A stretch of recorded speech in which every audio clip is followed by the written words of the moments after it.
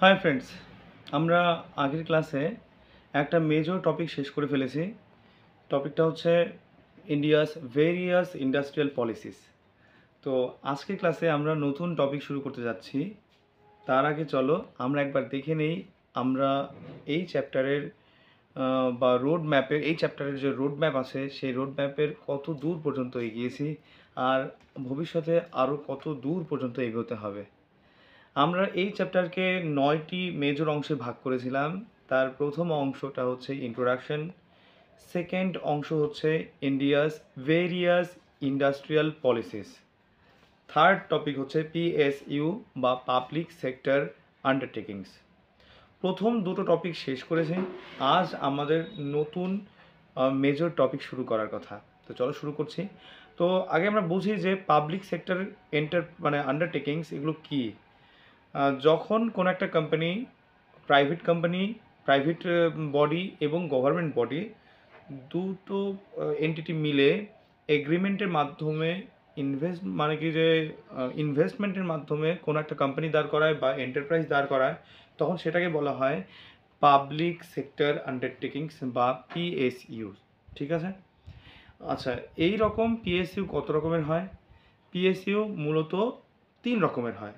একটা central public sector enterprises, public sector banks, তারপর state level public enterprises. আচ্ছা, তার আগে তুমি বলতে পারো আমাকে ইন্ডিয়ান ইন্ডাস্ট্রির সাথে এই পিএসইউ এর কী সম্পর্ক? তো ইন্ডাস্ট্রিটাকে কেন ক্লাসিফাই করলাম না? আরে ক্লাসিফাই করলে তো 3 রকমই বার হবে। একটা সেন্ট্রাল মানে কি যে সেন্ট্রাল গভর্নমেন্টের বা গভর্নমেন্ট ইন্ডাস্ট্রি, প্রাইভেট ইন্ডাস্ট্রি, আর হচ্ছে পিএসইউ সেন্ট্রাল মানে গভর্নমেন্ট আর প্রাইভেট কোম্পানির মিক্সচার। তো সেন্ট্রাল ইন্ডাস্ট্রির ক্ষেত্রে কী আর বলবো, সেখানে তো অ্যাটমিক এনার্জি, আমরা তো বললাম অ্যাটমিক এনার্জি আর হচ্ছে রেলওয়ে অপারেশনস আছে গভর্নমেন্টের কাছে, এখানে ক্লাসিফাই করার মতো কিছু নেই। প্রাইভেট কোম্পানি, এখানেও ক্লাসিফাই করার মতো কিছু নেই। সম্পূর্ণ নিজের পয়সা হচ্ছে কি যে ইন্ডাস্ট্রিটাকে চালাবে।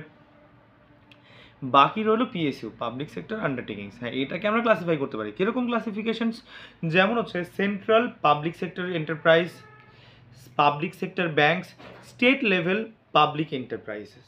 কি বললাম? 3 রকমের হয় পিএসইউ। একটা central public sector enterprise, public sector banks, আর হচ্ছে state level public enterprises. State level public enterprises এগুলো ছোটো ছোটো খুবই। তো সেখানে আমার কিছু সেখানে আমরা চাকরি পরীক্ষার থেকে খুব একটা বেশি এখানে জিজ্ঞাসা করেও না। আলাদা আলাদা স্টেটের আলাদা আলাদা রকমের পাবলিক সেক্টর এন্টারপ্রাইজ হয়, তাই না? তো সেই ক্ষেত্রে তুমি ক্লাসিফাই কীভাবে করবে? মানে সেখানে স্পেশালি পড়লে বিরাট সিলেবাস হয়ে যাবে চাকরি পরীক্ষার পয়েন্ট অফ ভিউ থেকে। এটা খুব একটা বেশি ইম্পর্টেন্ট নয়। পাবলিক সেক্টর ব্যাংকস খুব ইম্পর্টেন্ট, এটা আমরা কিন্তু মানি অ্যান্ড ব্যাংকিং চ্যাপ্টারে অলরেডি পড়ে ফেলেছি।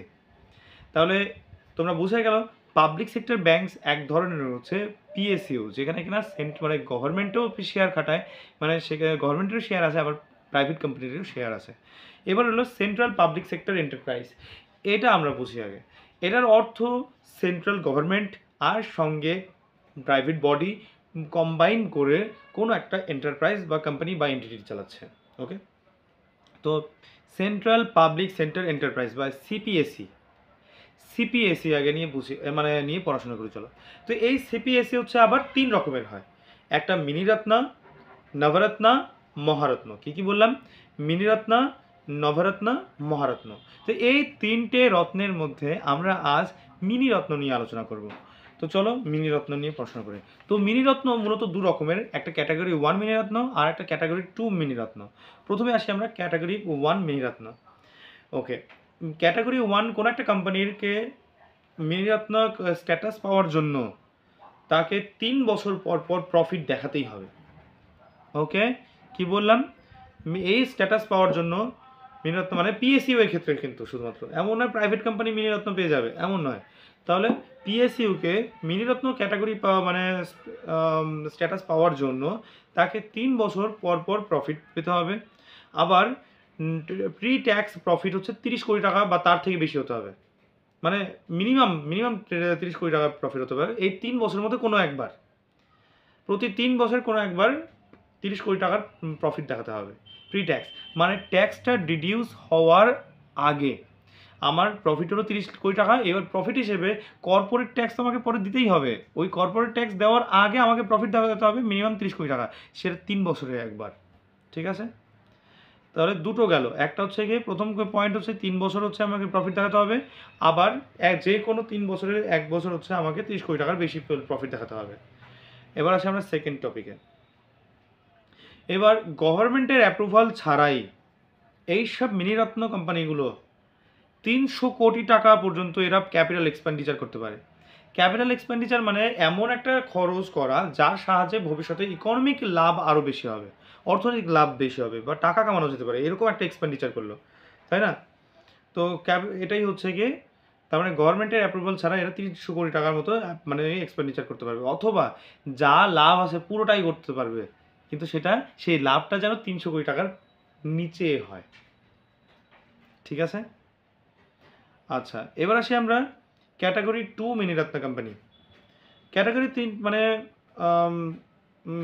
2 মিনিরত্ন কোম্পানির ক্ষেত্রে, এটার ক্ষেত্রেও তাই, পরপর 3 বছর মিনিমাম মানে এদেরকে প্রফিট দেখাতেই হবে। ঠিক আছে, আচ্ছা এবার আসি আমরা হচ্ছে second point, Miniratna category 2 Miniratna হওয়ার জন্য এরা ক্যাপিটাল এক্সপেন্ডিচার গভর্নমেন্টের অ্যাপ্রুভাল ছাড়া সর্বোচ্চ 150 কোটি টাকা হচ্ছে কি এরা এক্সপেন্ডিচার করতে পারে ক্যাপিটাল এক্সপেন্ডিচার, অথবা যা লাভ আছে তার 50%ই পে এক্সপেন্ডিচার করতে পারে, সেটা অবশ্যই 150 কোটি টাকার মানে কি বলবো নিচে হবে। তখনই হচ্ছে গিয়ে যা ইনকাম হচ্ছে তার 50%-এর মতো তারা গভর্নমেন্ট মানে পারমিশন ছাড়াই এক্সপেন্ডিচার করতে পারে। তাহলে কি বললাম, category 1 Miniratna, category 2 Miniratna. Category 1 মিনিরত্নের ক্ষেত্রে 3 বছর মিনিমাম প্রফিট দেখাতে হবে, 1 বছর মিনিমাম 30 কোটি টাকার মতো হচ্ছে গিয়ে প্রফিট দেখাতে হবে, প্রি ট্যাক্স প্রফিট দেখাতে হবে। ঠিক আছে, আচ্ছা আর হচ্ছে যে মিনিরত্ন ক্যাটাগরি 2 মিনিরত্নের ক্ষেত্রে পরপর 3 বছর প্রফিট দেখাতেই হবে, কিন্তু আবার সঙ্গে এক্সপেন্ডিচারের সময় সর্বোচ্চ 150 কোটি টাকার মতো ক্যাপিটাল এক্সপেন্ডিচার করবে, অথবা তার মানে 50% ক্যাপিটাল এক্সপেন্ডিচার করতে পারবে যা লাভ হয়, তবে সেই লাভটা যেন অবশ্যই 150 কোটি টাকার নিচে হয়। ঠিক আছে, আচ্ছা এবার আমি কম্বাইন করে ক্যাটাগরি 1 ক্যাটাগরি 2 মিনিরত্নের একটা কম্বাইন্ড একটা আমি পয়েন্ট বলছি, ইম্পর্টেন্ট পয়েন্ট, সেটা হচ্ছে কি মিনিরত্নগুলো চাইলে নিজেদের থেকে একটা সাবসিডিয়ারি বানাতে পারে, অংশ বানাতে পারে, বানিয়ে চালাতে পারে, অথবা আবার 2-3টে দুই বা ততোধিক মিনিরত্ন যোগ করে বা অন্য কোনো প্রাইভেট বডিকে যোগ করে নিয়ে মানে করেও তারা চালাতে পারে সেই কোম্পানিকে। ঠিক আছে, তো 1921 সাল পর্যন্ত ভারতে 62টা ক্যাটাগরি 1 মিনিরত্ন ছিল এবং 12টা ক্যাটাগরি 2 মিনিরত্ন ছিল। ঠিক আছে, এখন সেটা চেঞ্জ হতে পারে, তোমরা একটু দেখে নিও। আর এই একই সঙ্গে আমাদের এই টপিকটা শেষ হলো। নেক্সট ক্লাসে আমরা নবরত্ন নিয়ে পড়াশোনা করব। সঙ্গে থেকো, বাই।